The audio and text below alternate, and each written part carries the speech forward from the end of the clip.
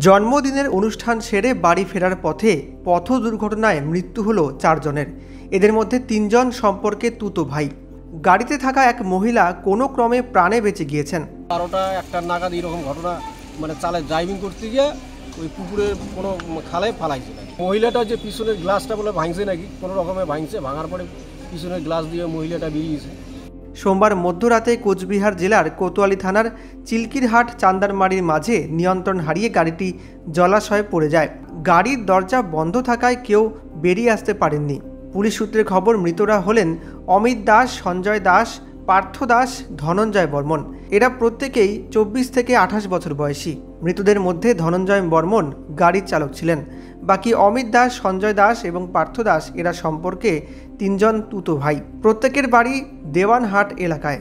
স্থানীয় সূত্রে জানা গেল, সোমবার একই পরিবারের 4 সদস্য গাড়িতে চেপে তাদের দেওয়ানহাটের বাড়ি থেকে চান্দারমারিতে একটি পারিবারিক অনুষ্ঠানে জন্মদিনের অনুষ্ঠানে যোগ দিতে গিয়েছিলেন। সেখান থেকে ফেরার সময়ই চিলকিরহাট এলাকায় একটি নয়াঞ্জলিতে পড়ে যায় গাড়িটি। চালকসহ মোট 5 জন ছিলেন গাড়িটিতে, যাদের মধ্যে একজন মহিলা।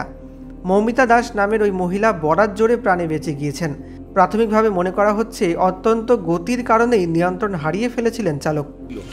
হয়েছিল কি ওর তো রাত্রিবেলা যাই গাড়ি নিয়ে বাইরে এসে ভাড়া ছিল বা গাড়িটা আরেকজনকে ভাড়া নিয়ে গেছে, যাওয়ার পরে সেটা বলে রাত্রি ওই 12টা-1টা নাগাদ এরকম ঘটনা চালে ড্রাইভিং করতে গিয়ে ওই পুকুরের কোনো খালে ফালাইছে নাকি। খালত ফেলাইছে, গাড়িটা ডুবে গেছে। ডোবা অবস্থায় ওরা কি 4 জন ছিল, 4 জনই মারা গেছে। প্যাসেঞ্জার ছিল তারা? এখন প্যাসেঞ্জার সঠিকটা প্যাসেঞ্জারও ছিল, গাড়ির মালিকও ছিল। যে গাড়িটা যার সে গাড়ির মালিকও ছিল। শোনা যাচ্ছে একজন মহিলা ছিল। মহিলাটা, হ্যাঁ, মহিলাটা যে পিছনের গ্লাসটা বলে ভাঙছে নাকি কোনো রকমে ভাঙছে, ভাঙার পরে পিছনের গ্লাস দিয়ে মহিলাটা বেরিয়েছে। কি নাম? সবার নামটা জানা নাই। একজনের নাম আছে কাজল বর্মন, আমার ভাইস্তা হয়।